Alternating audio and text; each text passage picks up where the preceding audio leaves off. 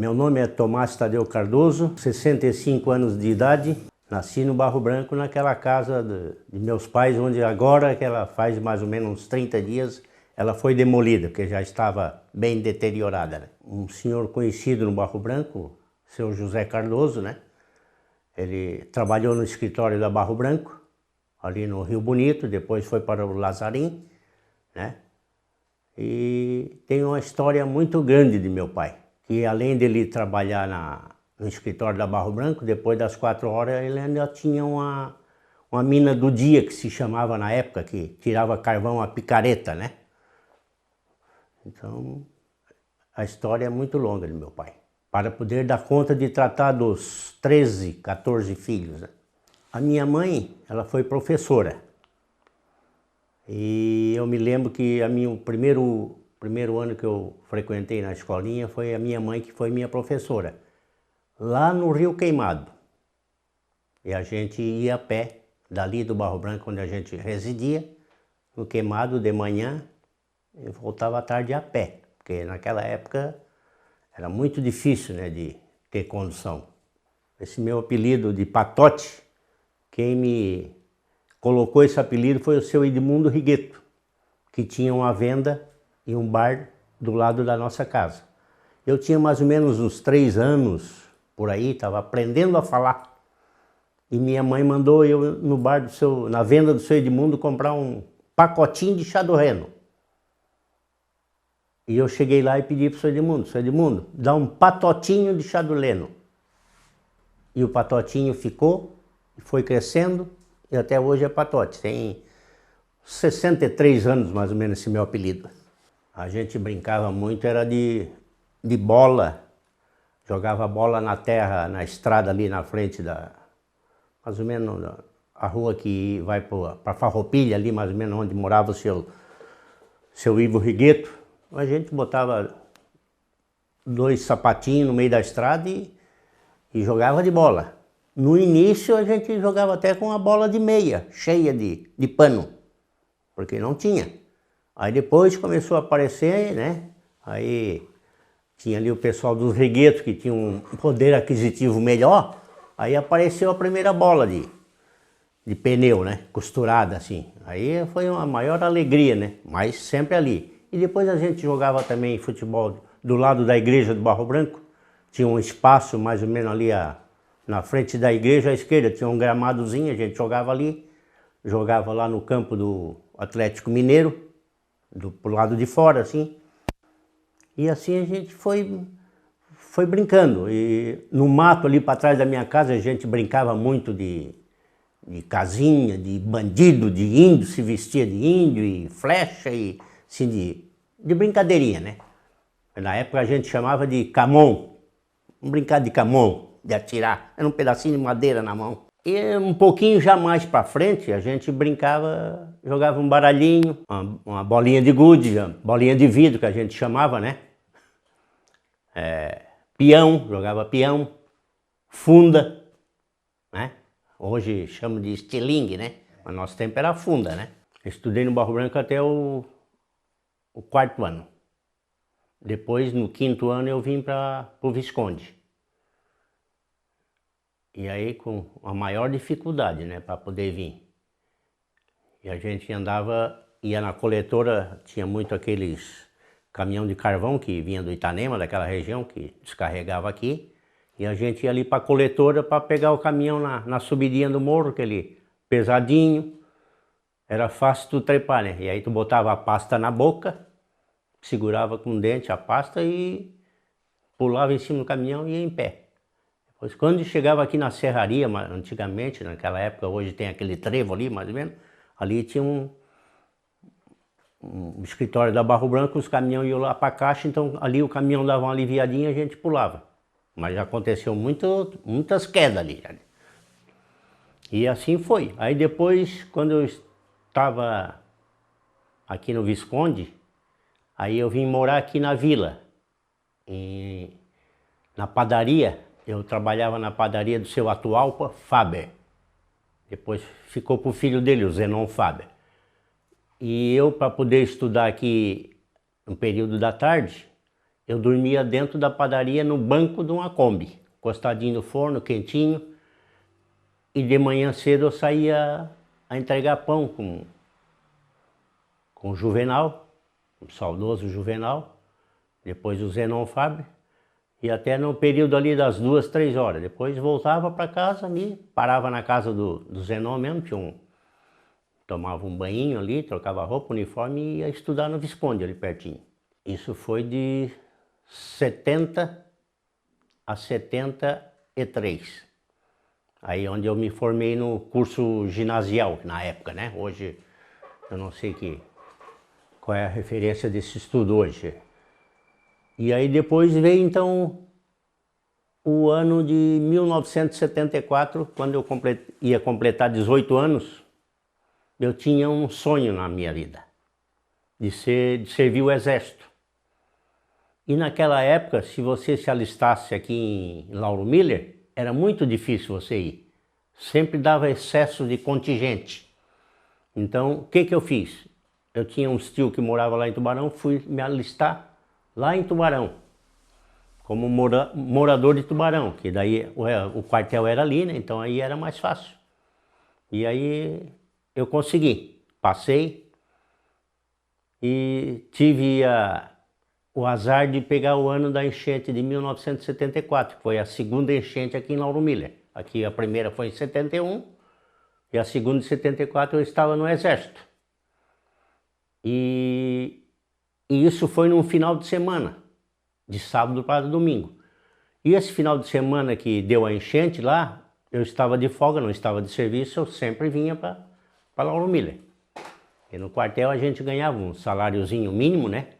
Para se manter. Então guardava um trocadinho para poder vir passear em casa, porque meu pai não tinha condições, né? Porque eram muitos filhos, né? Então eu me virava.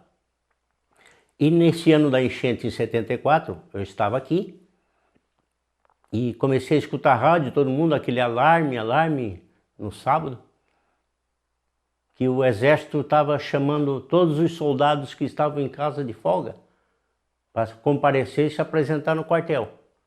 Que Tubarão estava em estado de emergência naquela época, eles já estavam prevendo alguma coisa, porque o rio estava bastante cheio. E eu me lembro que eu consegui carona com uma Kombi que vendia café Zavascki. E o senhor me deu carona. Eu expliquei para ele que eu botei a farda em casa, né? Já fui fardado para facilitar pegar uma carona. Geralmente a farda sempre facilitava, né? E eu peguei essa carona com ele.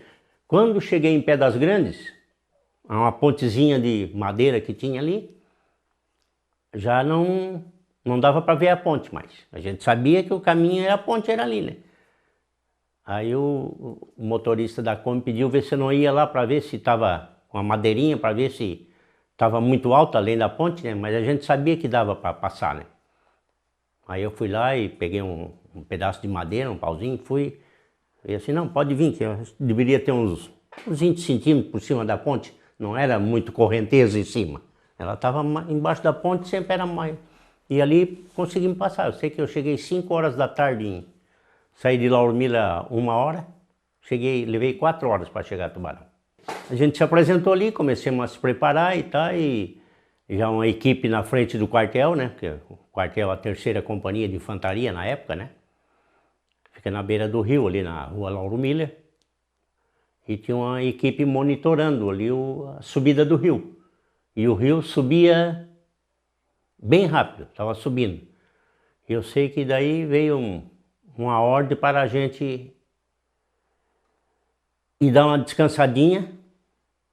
Fomos deitar, isso era mais ou menos umas 10 horas da noite, aí deu uma acalmadinha no nível do rio ali, aí liberaram a gente para ir dormir, né, no dormitório. E eu sei que era mais ou menos meia-noite, acordamos com um toque de despertar, né? Que era aquele toque que é dado de manhã para o soldado acordar, foi dado mais ou menos à meia-noite. Levanta, levanta, ligeiro que tá. Quando levantemos assim, que eu botei o pé fora da cama, já tinha mais ou menos 10 centímetros dentro já do dormitório do quartel de água. Tava tudo... E aí a ordem era botar as coisas que poderia em cima dos caminhões do exército e para bater em retirada, né? Inclusive eu não subi em cima do caminhão.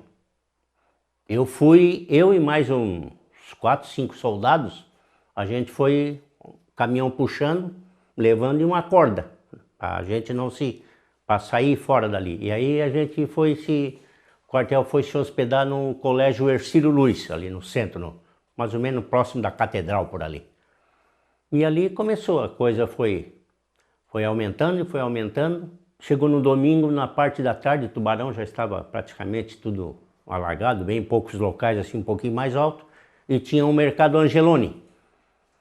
E a gente recebeu ordem para invadir o mercado Angeloni, o exército ir lá e pegar o que pudesse de comida e botar em cima do caminhão para se manter, porque o negócio foi, e não deu outra, rapaz, a gente conseguiu arrecadar pegar muita comida, assim, sacos de comida e eu, muito bobalhãozinho na época, né, soldadinho novo, 18 aninhos,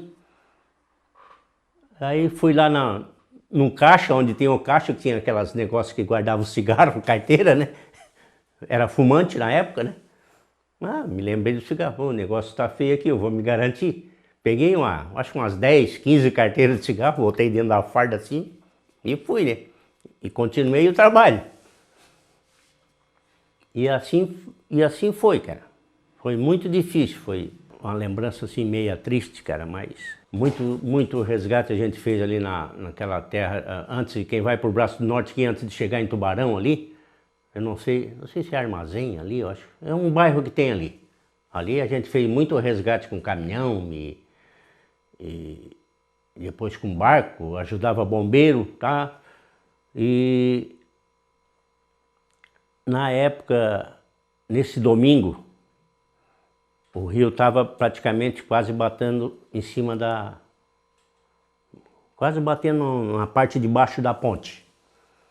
E aí nós estávamos ali e veio a ordem de cima, de um superior meu, que era para me amarrar numa corda, um equipamento que prendia, descer eu com a corda lá e com um garfo para tirar os entulhos que iam engalhando nos pilares da ponte, e assim eu fiz. Eles optaram por mim, porque eu era um soldado assim mais franzininho na época, né, não é tão gordinho como eu estou hoje, né, e assim foi, eu fiz essa aventura. Inclusive isso está registrado num livro que foi escrito em Tubarão, sobre isso aí.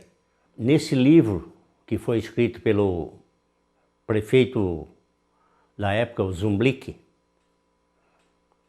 ele escreveu, foi 208 vidas, né, calculadas, mas eu acho, na minha opinião, acho que eles não iam saber não, o número exato, porque foi uma enchente para alagar, estragar todo o Tubarão, como ela fez, né, como hoje você vê como é que é Tubarão, né. Eu só fui chegar em casa uma semana depois.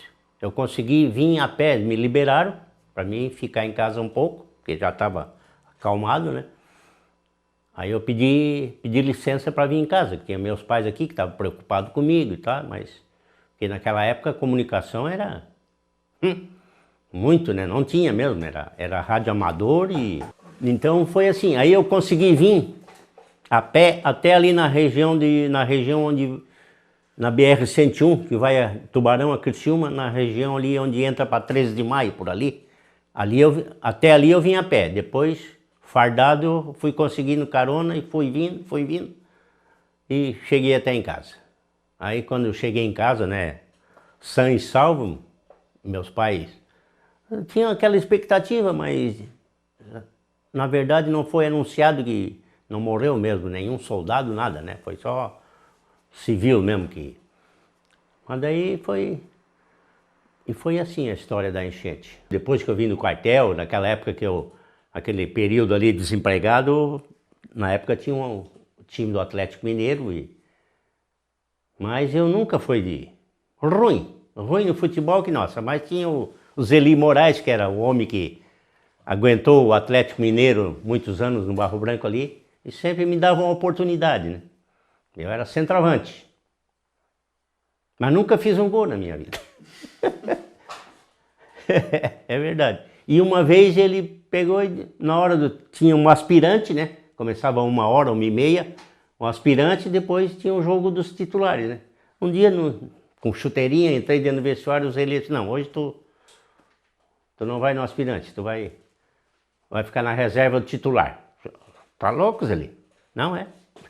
E me botou jogar no meio do... Mas só pra brincadeira, porque a ruindade era tanta. E lá na família, futebol mesmo, acho que jogou um pouquinho foi o Dionei, meu irmão mais velho, né? Que jogou na Farroupilha lá. E o Betinho, né? Eu acho que é só, os dois, eu acho que o Senna não deu, eu não. O Tomás, o meu outro irmão que mora em Curitiba também não deram pro futebol. E assim foi, né? E aí eu fui tentar arrumar um empregozinho, que daí já estava com 18 anos para 19 já, né? Aí em seguida eu consegui um emprego de cobrador na Santo Anjo, meu primeiro emprego, em 75.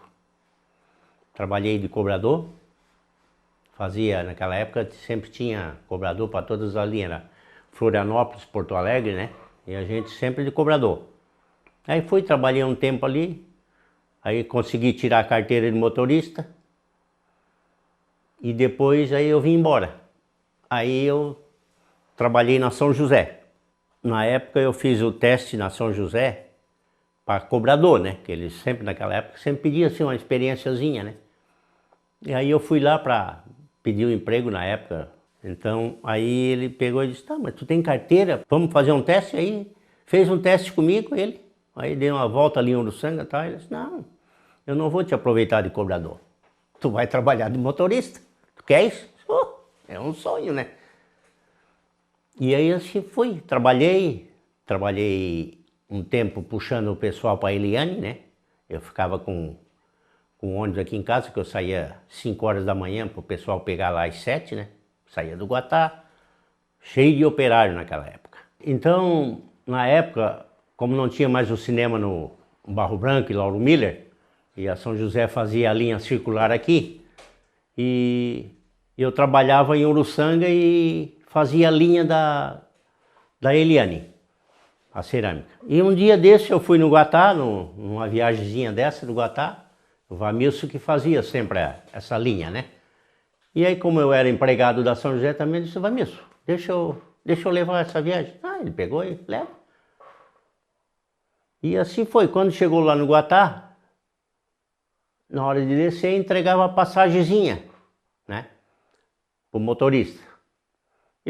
Desceu uma pessoa ali, entregou a metade para mim, e o que vinha atrás dele entregou a outra metade pro Vamilson. Aí a gente juntou as duas, dava para ver que foi uma passagem rasgada no meio. E aí o Vamilson falou com o cara, porque não sei o que, e o cara veio alterando a voz e puxou o Vamilson pela perna do Vamilson. E eu olhei aquilo ali, quando eu vi que o negócio estava encrespando, tinha um bagageiro em cima do motorista assim, né? Eu levantei, peguei aquela marreta de bater pneu de madeira e o cara estava puxando o Vamilson pela perna, né? O cara já tinha descido já do ônibus. Aí ele enfiou a cabeça assim dentro do ônibus, o Vamilson, eu cheguei, peguei assim, dei com a marreta na cabeça do cara. O sangue velho espirrou, pegou num supercílio no lado direito, esquerdo, não tem lembrança, e o cara meio que quis. Ele caiu, né? Ele caiu. É verdade, ele caiu. E eu pensei assim, matei, né? E voltei pro volante e fui lá e fechei a porta, né? Foi assim a história. E aí, quando eu vi, o rapaz já estava levantado. E aí veio do meu lado, assim, passou pela frente do ônibus e deu um soco no vidro do ônibus. Quebrou. E aí aí dentro do ônibus, se eu não me engano, estava lá no Guatá um policial civil que era o Getúlio. No cinema, lá no cinema estava o Getúlio lá, que era policial civil na época. E aí foi contada a história para ele, tá? Ele, não, vem aqui, vocês entram lá dentro, vão assistir lá, que tá tudo calmo. Aí foi, calmou. Aí o Getúlio pediu para mim sair, não voltar com o ônibus na lotação, porque ia dar confusão na volta de novo, né? Aí o Getúlio pegou e me trouxe. Getúlio me trouxe e aí já me levou direto na delegacia para registrar um BO, né? Aquela confusão que tinha dado, houve briga, houve sangue, o rapaz quebrou o vidro do ônibus, então ia dar, né? E na época o delegado era o seu Ercílio Espíndola, seu Ercílio Bujão, como a gente chamava na época. Aí fomos lá na casa dele, ele pegou e orientou assim, não, agora eu não vou lá, deixa isso aí. Amanhã de manhã, domingo, no domingo, amanhã de manhã tu vem aqui de manhã que eu vou te atender aqui, para nós registrar um. Aí sim, aí eu fui para casa, e depois não sei o que aconteceu. No domingo de manhã, não sei de que forma que eu vim para Lauro Miller, mas me apresentei para o seu Ercílio, tá? O seu Ercílio para mim assim, o Cardoso, vamos fazer o seguinte, possivelmente o rapaz vai vir aqui registrar uma ocorrência também, uma queixa contra você. Eu vou fazer o seguinte, eu vou te prender ali na cadeia. Quando o rapaz vir aqui registrar a queixa contra você, eu digo, não, o rapaz já foi preso ontem, já de noite aí, dormiu aí na cadeia.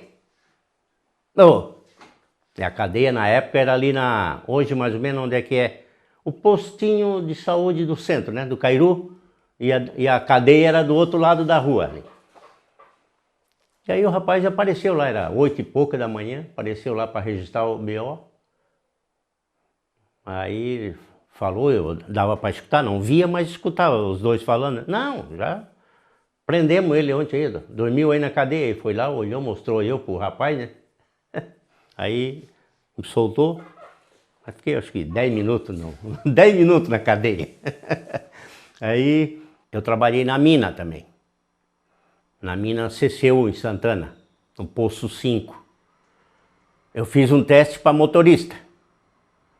Fiz o teste, tudo de motorista, e na época o encarregado era o seu Zeferino, lá de Uruçanga.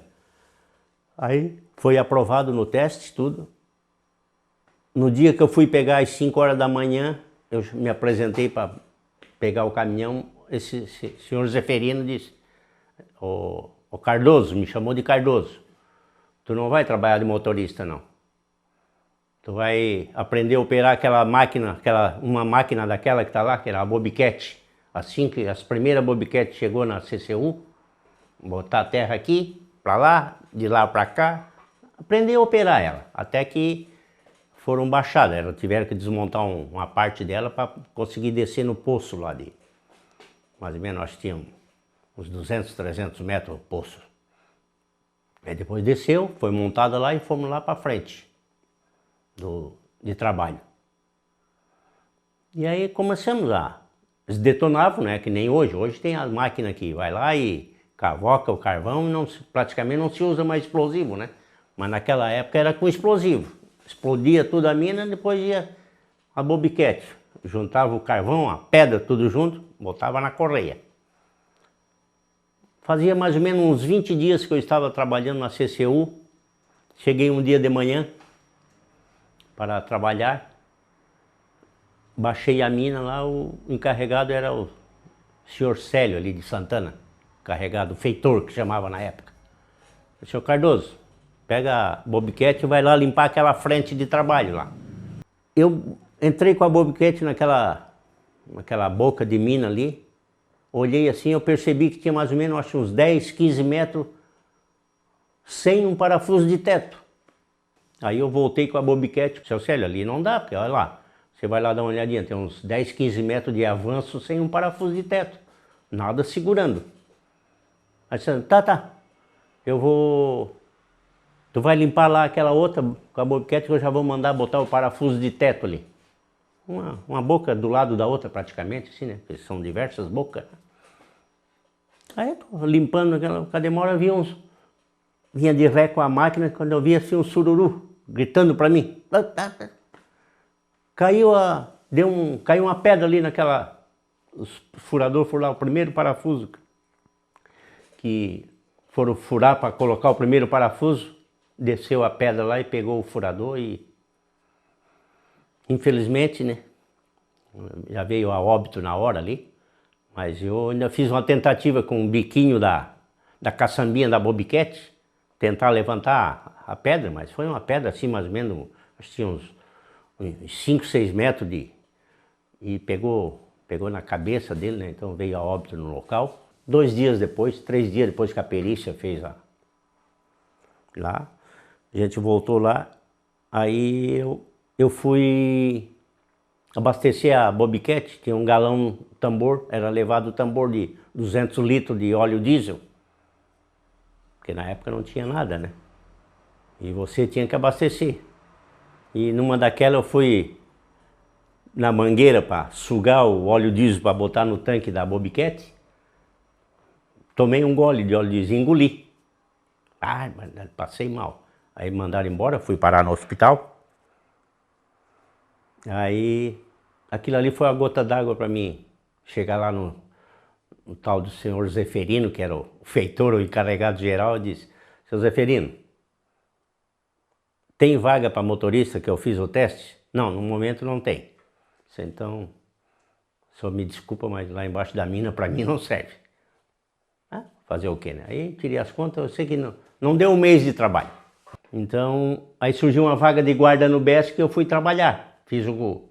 Me apresentei lá, consegui o emprego e fui trabalhar de guarda no BESC, onde hoje é a loja do Marinho, né? Que funcionava ali o BESC. Aí trabalhei de guarda junto com, na época, o outro guarda era o saudoso Valmor Novalski também. Trabalhamos nós dois juntos. E depois em seguida o Valmor saiu, aí pegou o seu Dercy Hilário ali, no Arizona. Aí trabalhamos juntos. E quando fechava a porta do banco, naquela época era tudo manuscrito, né? Não é que nem a informática de hoje, né? A autenticadora era uma daquela Borrugs de puxar na alavanca aqui, ó, para autenticar. E depois cheque, escrever o cheque no papelzinho para poder mandar na compensação para Florianópolis, demorava. E eu tive uma oportunidade, o Carlito me dava muita oportunidade no banco, quando fechava a porta. Né? Que daí não tinha mais, fechava a porta, sabiava, aí era só serviço interno.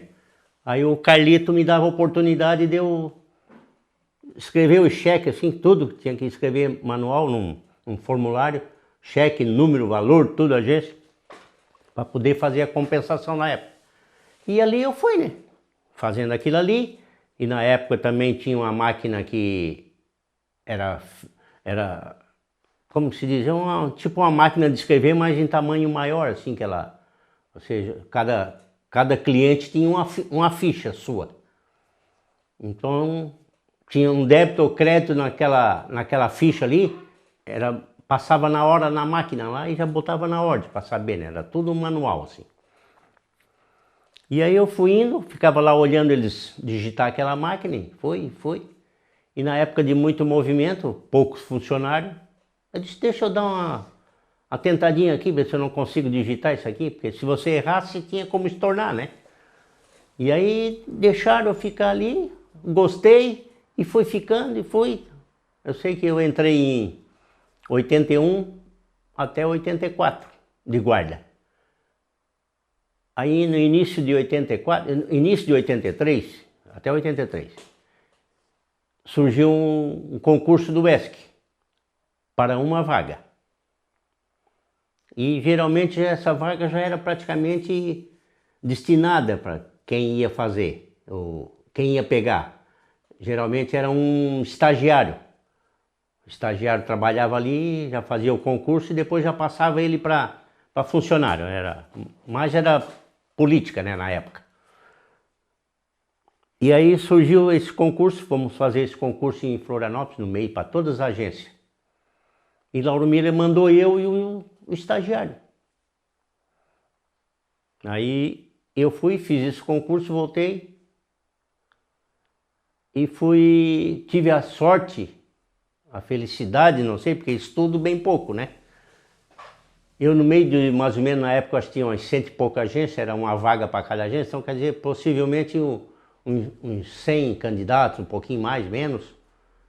E desses aí, eu tirei em terceiro lugar, de todo o estado de Santa Catarina, sendo um guarda, não era contínuo, não era o estagiário. Tirei em terceiro lugar e disse, pô, o cara de guarda aqui, terceiro lugar, não tem como. Aí, o que fizeram? A vaga já era destinada praticamente para o estagiário. Aí botaram eu e o estagiário. Hoje o estagiário na época era o Sérgio Nazareno Fernandes, o Serginho. Aí entrou nós dois pro banco. E aí foi ali, trabalhei no banco, aí fui aprendendo, aí trabalhei de caixa. Passei para ser caixa. Aí trabalhava, naquela época a gente podia fumar dentro da agência, trabalhava no caixa, o cigarro queimando no cinzeiro, né? Aí, em 91, aí eu já era casado, né? Eu tinha casado com uma menina de Uruçanga, né? A família dela era de lá. E eu morava aqui. Morava de aluguel aqui. Aí surgiu uma vaga para a agência de Uruçanga. Aí eu pedi transferência e deu, porque a minha esposa era de lá e tinha recém se formado o magistério aqui no Walter, né? Aí fui embora para Uruçanga em 91. De 91 até 2002. Aí em 2002 estava aquele processo de privatização do BESC, né, na época. Ia passar tudo para o Banco do Brasil, como foi feito, foi passado tudo acoplado ao Banco do Brasil, né? E aí o banco nos ofereceu um PDI na época, né, um plano de emissão incentivada. Aí eu saí em 2002 do banco e estava me preparando para ir embora para os Estados Unidos, que eu tinha familiares lá, né? Aí quando foi em 2008, eu fiquei esse tempo de 2002 até 2008, assim, fazendo algum servicinho aqui, contribuindo com o NPS, porque tinha que pagar o NPS mesmo como um carnezinho, né, como autônomo, né? E eu contribuía como motorista, né? Porque quando eu saí do banco, o dinheiro que eu peguei, eu comprei uma carreta. Em 2002 eu comprei uma carreta, com um cavalinho e tudo, e meu cunhado foi trabalhar comigo lá, puxava madeira lá do Belém do Pará. Aí trabalhei 8 meses com esse caminhão, vi que o negócio não era aquilo ali, né? Pagava empregado, né, para trabalhar, aí não. Se fosse para mim trabalhar, mas daí na época eu já não estava mais com pique porque também nunca viajei, né? Dirigi ônibus aqui, mas nunca viajei. Aí eu vendi 8 meses depois. Aí quando foi em 2008, aí saiu a minha documentação para ir embora legalizado para os Estados Unidos. Através daquele cursinho que eu fiz no quartel lá atrás, em 74, um cursinho de eletricista instalador. Foi feito um processo através desses parentes meus que moravam lá. E eu fui já com emprego daqui, garantido. Como eletricista instalador. Instalações simples, né? Não é que nem hoje. E aí saiu essa papelada, vendi tudo que eu tinha em Uruçanga, botei o dinheiro no bolso e comprei a passagem. Foi eu, a mulher, os 2 filhos, a minha sobrinha que é casada com um americano lá veio nos buscar aqui, porque a gente não sai daqui para os Estados Unidos sem conhecer nada, não falar a língua, né? E hoje, brasileiro que vai para os Estados Unidos, a maioria vai lá para a região de Boston, né? Onde tem muito brasileiro lá. E eu não, eu já fui para o estado da Virgínia, que já é um estado mais conservador. Eles são muito na deles, né? Então não gosto muito de imigrante. Nesse estado onde eu estava, que era um dos piores estados para se morar nos Estados Unidos, era esse estado da Virgínia, onde fica hoje a capital, né? Que é o Washington DC. E aí também foi um dos motivos assim que nos levou a vir embora, porque não era assim, convivência era muito difícil, o inglês, porque você sai do seu país e vai para um país diferente, não falando a língua deles, você está ferrado. E foi o que aconteceu com a gente. Então, como eu fui com 2 filhos, né? Um tinha 22 e o outro tinha 16. Eles foram com nós. Hoje estão lá, moram lá, ficaram, né? Casaram, cada um casou com uma americana e estão lá vivendo a vida. Então, para eles se tornou mais fácil, porque gente nova aprendeu, foram para a escola, aprenderam inglês, hoje eles falam fluentemente. Era difícil. Aí fui. Chegou lá, comecei a trabalhar de faxineiro, até ganhava razoavelmente bem na época, né? Porque trabalhava eu e a esposa de faxineiro. Limpava esse aeroporto do americano que era casado com minha sobrinha. A mão de obra lá é muito cara, por exemplo, assim, você ter um carro lá, gasolina lá, se você fazer, é uma comparação que você não dá nem para fazer, né? Que a primeira coisa que chega lá, você tem que comprar um carro, porque lá, principalmente no estado, na cidade onde a gente estava, não tinha ônibus para circular. Cada americano, se mora 3 numa casa, 4, 4 carros na frente da casa, cada um tem o seu. Eu disse para os filhos assim, olha, a gente vai embora, mas a gente não pretende nem vir passear aqui. Se vocês quiserem ver o pai e a mãe, vocês vão lá, porque daí também é uma coisa que eles queriam, ter um motivo para vir para o Brasil, eles, né? Tanto é que já vieram, faz 2 anos que eles não vêm agora por causa dessa pandemia aí, né? Então, mas felizmente hoje a gente tem essa WhatsApp, coisa, fala, né, online, vê os netos, vê o filho, vê a nora, então é onde se tornou mais fácil, né? Quando eu achei que deu tempo de me aposentar aqui, eu já estava saturado lá, já porque a faxina é um serviço assim, não é tão pesado, mas é cansativo, cara. E depois as coisas começaram a ficar muito difícil, tá? Até que em 2013, desses 5 anos que eu fiquei nos Estados Unidos, todo ano eu vinha para o Brasil, que eu não aguentava. A saudade e a vontade de vir para o Brasil era, porque lá era muito difícil, né? Aí em 2013 eu vim aqui e dei entrada na papelada para aposentadoria, em seguida já saiu.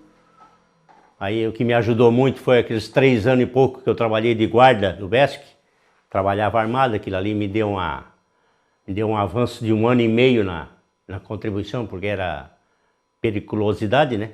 Eu trabalhava armado, né?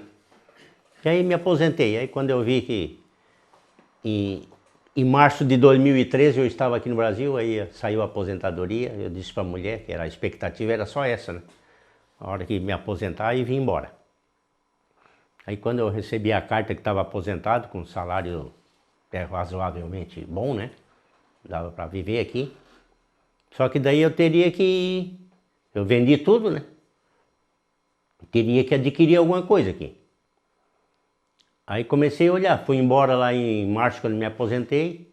Agora lá eu tinha uma reserva aqui também, uma reserva de dinheiro, né? Aí consegui comprar um apartamento em Laguna lá. Apartamento pequeno ali, para mim e para a mulher. Aí comprei, fiz o negócio e... Moral da história, viemos embora em 2013, em setembro de 2013 eu vim embora para o Brasil.